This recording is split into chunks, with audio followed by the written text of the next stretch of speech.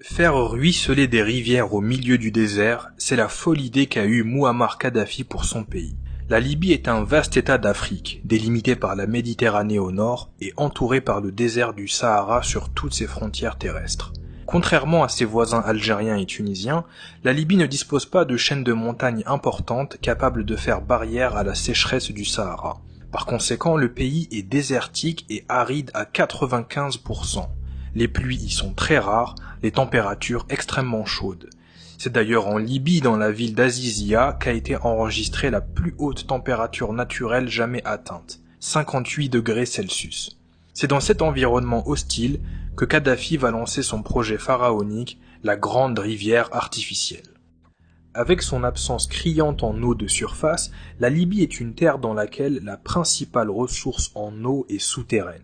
Dans les années 50, lors des opérations de forage de puits de pétrole, deux immenses nappes phréatiques ont été découvertes dans le désert libyen, le bassin de Nubie à l'est et le bassin de Mourzouk à l'ouest. Dès son arrivée au pouvoir, Mouammar Kadhafi promet qu'il va faire jaillir cette eau de sous terre et créer une rivière qui alimentera les grandes villes du nord en eau douce, mais qui permettra aussi de se lancer dans l'agriculture et atteindre un rêve, l'autosuffisance alimentaire. Il est essentiel de rappeler qu'en réalité, le terme de rivière ne correspond pas réellement à la nature du projet. En effet, il s'agit concrètement d'un réseau de pipelines installé en profondeur sous le désert du Sahara. L'eau est pompée dans les nappes de Nubie et Mourzouk et acheminée jusqu'aux grandes villes du nord à travers ces pipelines. Le projet est officiellement lancé en 1983. Il est prévu que les travaux durent jusqu'en 2010. Le projet comporte d'abord une phase de construction des fameux pipelines. Kadhafi a insisté afin que des sociétés italiennes viennent s'installer en Libye pour produire les matériaux. Deux usines sont alors inaugurées à Brega et Safir. Ensuite, ce qu'il faut savoir, c'est que le projet est découpé en plusieurs phases. La phase 1 concerne l'est du pays.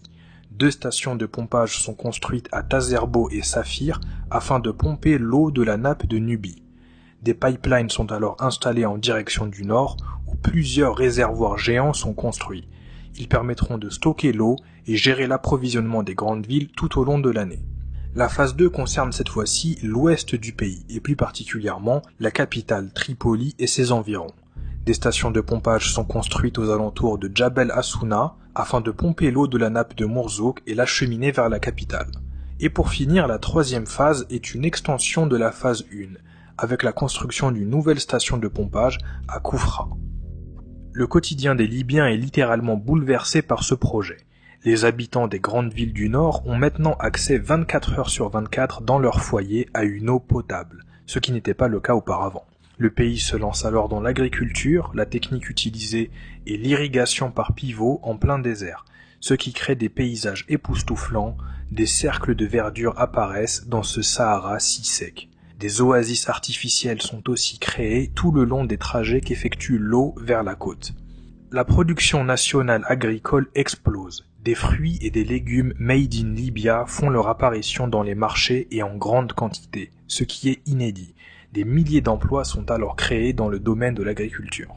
Point important, Kadhafi a insisté afin que l'eau à destination des foyers, l'eau qui coule dans le robinet des Libyens, soit gratuite pour tous. Seule l'eau utilisée dans le cadre de l'agriculture était payante mais à très bas prix.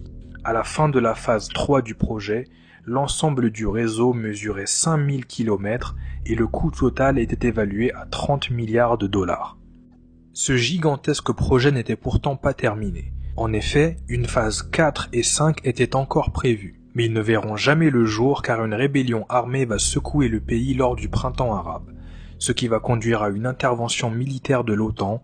Le pays va alors plonger dans un chaos dans lequel il est toujours. À l'heure actuelle, le projet semble mal en point, des frappes de la coalition ont touché plusieurs installations, ce qui a endommagé l'infrastructure. Le chaos actuel en Libye a conduit des employés travaillant dans les stations de pompage à quitter le pays à cause de l'insécurité et parce qu'ils n'étaient plus payés. Et pour finir, des problèmes de maintenance entraînent des coupures régulières d'eau plusieurs fois par jour. J'espère que la vidéo vous a plu. N'hésitez pas à m'encourager en laissant un pouce bleu. Vous pouvez aussi vous abonner afin d'être averti lors de la prochaine publication d'une vidéo. Et bien sûr, l'espace commentaire est là pour vous. Exprimez-vous, posez vos questions. Et d'ici là, prenez soin de vous.